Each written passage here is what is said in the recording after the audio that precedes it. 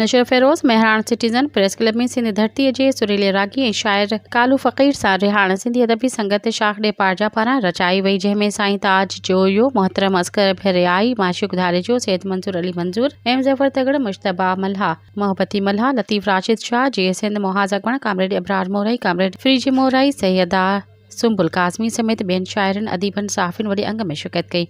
इन मौक़े ते कालू फ़क़ीर जी ज़िंदगी ते ॻाल्हाईंदे सिंध जे नाले नक़ाद सदारती महिमान असगर भिराई कालू फ़क़ीर जी ज़िंदगी ते रोशनी विधी ऐं चयो त कालू फ़क़ीर फ़नकारनि सां गॾु हिकु बहितरीनु शाइर बि आहे। संदसि शाइरी जा चारई पासा ॾिसबात वज़न भर ऐं उन में पुख़्तगी शामिल आहे। ताज जो चयो त कालू फ़क़ीर जहिड़ा माण्हू ॻोल्हे वेंदा थींदा आहिनि। हर माण्हू हज़ार कम सभिनी सां निभाइण ऐं वस जी ॻाल्हि न आहे। इन मौक़े ते सैयद मंजूर शाह, मंजूर सैयद मुख़्तियार अली शाह, मुश्तबा मोहब्बती मल्हा, नजमुद्दीन सरहो, बालाला बलोच, मोहसिन अबड़ू, फिरेज मेमण, सिकंदर जवार, अज़ीज़ सोलंकी फ़क़ीर जी शाइरी ते ॻाल्हायो ऐं एम ज़फ़र तगड़, आबिर सोलंकी ऐं ॿियनि फ़नकारनि क़ौमी गीत ॻाए महफ़िल खे जुमाए छॾी।